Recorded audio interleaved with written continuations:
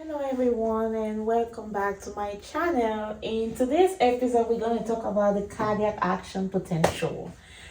I decided to talk about this topic because I was always confused in the different type of cardiac action potential.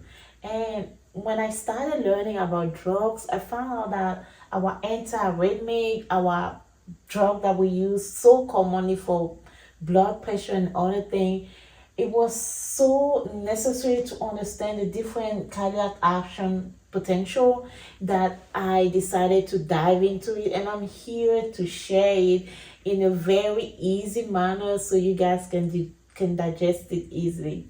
So actually we have three types of cardiac action potential. The one that happens in the atrium, the ones that happen in the SA node, and the one that happen in the ventricle. So I'm not going to talk about the one that happened in the atrium because of its clinical limitation, right? We're going to talk about the one that is going to help us the most to understand how we give our medicine. So we're going to talk about the SA node and the ventricle action potential. Now, earlier I uploaded a video about the neuron action potential. You can watch that video, but I'm not here to contrast and find the similarity between both. I'm just going to focus on the both cardiac action potential, and from there we're going to see the difference between them, right? So let's dive into it. So here we're going to have the SA node action potential, and on the other side of the board I'm going to talk about the ventricle action potential.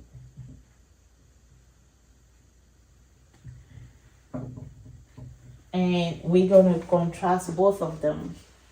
So in order to understand the SA node action potential, I'm going to draw the actual action potential here,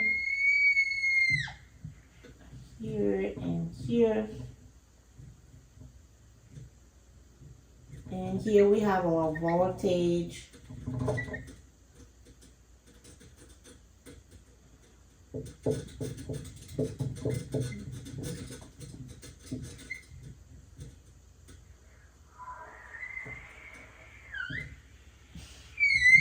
I'm trying my best to make it more relevant to you guys. So here we have our SA node only have three phases, sweet and short. So we have here the phase 4, and here we have the phase 0, and here we have the phase 3. So only three phases. And what are these phases and how are they related to the voltage, right? So the resting action potential in the SA node, it's in between -60 and -70. So resting membrane potential is in between 60 and -60 and -70 millivolt, right? So at this voltage, the SA node, and remember the SA node is the pacemaker of the heart. They don't rest. They spontaneously depolarize because they are our pacemaker. So they does that for themselves, and their resting membrane potential is less than 60 to -70. -60 to -70. So what happened here in the phase 4? So in phase 4, here we have the potassium channel slowly exit. So after, let's talk about from the period of the end to the period of the beginning of the action potential in the SA node, so you can have a full picture of the complete cycle. So right after an action potential is done and depolarized and trying to go down to the resting membrane potential, this is maintained by the slow exit of potassium, right? Remember, in our cell, here, the membrane is more negative and the outside of cell is more positive. And why is it negative here and positive here? It's because of the ions. Here we have more potassium, more phosphorus, and here we have more ions like sodium, chloride. So this repartition of electrolytes in and out make sure that the resting membrane is more negative inside as compared to the outside, and that differs. The amount of negativity differ for every cell. So right now for the SA node, that resting negativity is in between -60 to -70. So in order for the membrane to be at this resting stage, the potassium has to go out. It slowly goes out. So now the cell is at rest, it's at peace. So this is why here our cell is at rest, at peace. Now on this, once it gets into here after the first cycle, the resting potential is achieving. Once it gets to that resting potential, remember the SA node is a pacemaker of the heart. It does not rest. No time to rest. What is happening right after you reach this resting time? We have the sodium channels are going to open, and the calcium channel also are going to open. So what do? So phase 4, potassium is out. Potassium slowly go out. Now we have that sodium, they are called funny current voltage sodium. I don't know why they call them funny, but sodium channels are open, calcium channels are open. Now we have two types of calcium channel. We have the calcium channel T and the calcium channel L. The only difference about them is because the calcium channel T operate in a low voltage and calcium channel L operate in a higher voltage. So here we see on the low voltage. So the funny sodium channels are going to open, and the calcium T voltage gated ion channel is also going to open. So when they open, this channel go inside the cell. This electrolyte go inside the cell. So sodium and calcium, they both going inside the cell, and when they get inside the cell, they're going to change the negativity of our action of our resting membrane, because we said at the rest the membrane is more negative inside. But if we have all this positive ion going inside, our membrane inside is going to be positive, which is going to trigger the slope here of the phase 4. And once that positivity move from the resting membrane potential to about 45 to -40 millivolts here, to about -45 to -40 millivolts, another type of high voltage calcium is going to open, and this is going to be the calcium L type. So this high voltage calcium is going to open, increasing our action potential into the positive. So at this stage, when we reach that -45 to -40, we have the high voltage calcium L type. Remember here we have the T types. So this high voltage add to the positivity of this low voltage and sodium, making the cell even more positive. And this is our phase 0, right? Phase 0, when we have that depolarization. So phase 0 is the depolarization. It just means that the cell inside is becoming more positive because of all this influx of all these positive ions. So once our depolarization reached to the max level, the potassium say, hey, you guys slow down, right? The potassium is going to start going out because positive charges repel each other. So too much plus going in, the potassium is going out to restore the negativity of the membrane. So the potassium here at phase 3 is going to go outside the cell. So our cell is becoming slowly negative until we reach our action potential membrane, which is going to be our resting membrane, which is going to be negative 60 to negative 70 according to books. So phase 3, potassium out, and this calcium and sodium channel are closed. So this is what happened in the SA node. So to recap, phase 4 right here is achieved. The resting action potential membrane of the SA node, which is negative 60 to negative 70,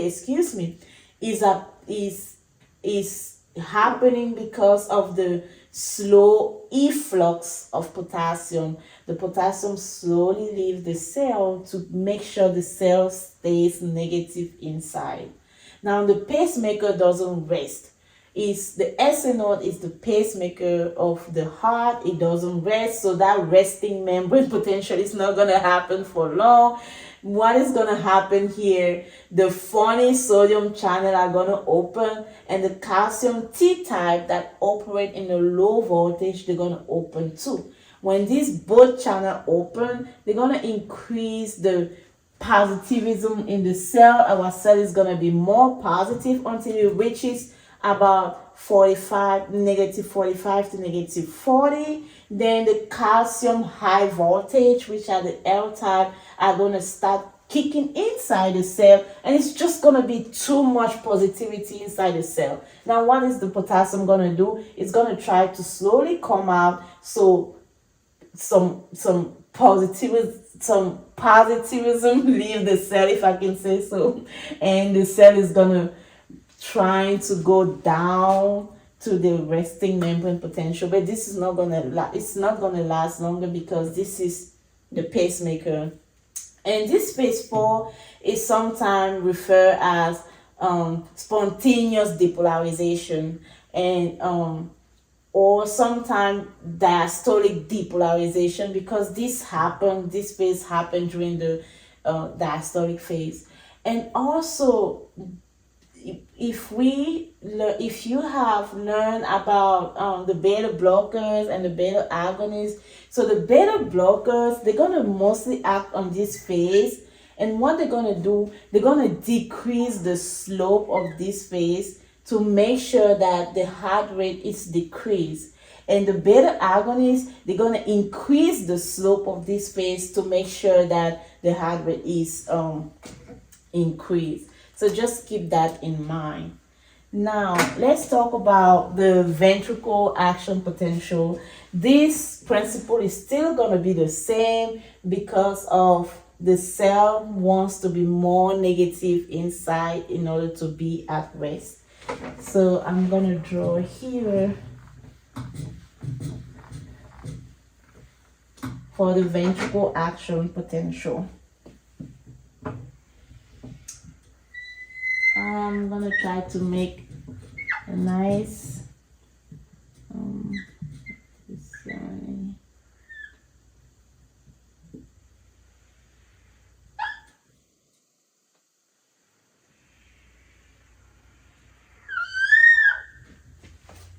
I think it looks nice. Okay, so here we have phase 4, phase 0, phase 1, phase 2, phase 3, and return to phase 4.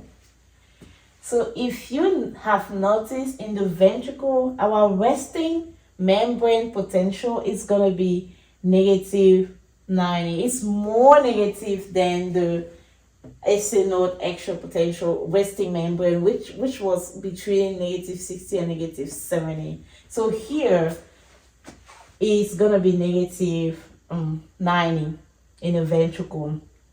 And what keeps this resting membrane potential, which is going to last longer than the SA node, because the ventricle rests longer than it actually contracts. So this is going to be maintained by the potassium, same thing, right? So phase 4, The potassium is gonna slowly leave the cell to make sure that the cell stays negative inside. Potassium efflux. Now, when the potassium efflux the cell and the cell reaches at certain point, we're gonna have a rapid depolarization. So phase 0 is called rapid depolarization because we have a massive influx of sodium inside the cell. Sodium in rapid depolarization. And if you look here we have a sharp increase, but here we don't have a sharp increase. The depolarization is not rapid as over there because from here, that depolarization starts right when the membrane is at resting state, because the sinus, the SNO doesn't rest. But here we have this sharp, rapid depolarization because of the massive influx of sodium. Now, same thing, when that massive sodium reaches inside the cell, positive charges repel each other. Potassium feel forced to come out. So phase 1 is when potassium is trying to come out to make sure the membrane go back to its negativity. So that's why you have this little slope down like this. So phase 1, potassium out. It tried to go out to balance the charge. Potassium is the cool guy. He always wants the membrane to stay at rest. But this is not going to work because calcium channel are going to say, no, we want this membrane depolarized. We want the contraction. So calcium is going to also influx inside the cell, balancing the efflux of potassium. And that's why we're going to have this slow phase of plateau when everything seems to be stable, because the amount of calcium that goes in equal the amount of potassium that goes out. So basically there is no voltage happening. So the membrane is on the plateau. So phase 2 is the plateau. Phase 2 is the plateau. Calcium in, potassium out. So at this point, somewhere around here, when our plateau is gone, the calcium, and let me say, these are going to be the calcium L type, high voltage. It's going to be the L type. So this calcium is going to close, and the potassium, the cool guy, is going to come out to make sure the membrane achieve the resting potential at negative 90. So we're going to go back to the phase 4. So phase 3, the potassium goes out. And this is what happened in our S node and our ventricle action potential in the heart. So when you guys, if I have a chance to upload a video about the anti-arrhythmic drugs, if you want me to, please put down in the comment. We're going to see how these different anti-arrhythmic drugs work on the ventricle versus on the S node at different phases of those action potentials. So if you want to compare and contrast, the first thing that we notice is that the voltage, the resting membrane potential for the S nodes is different from the ventricle.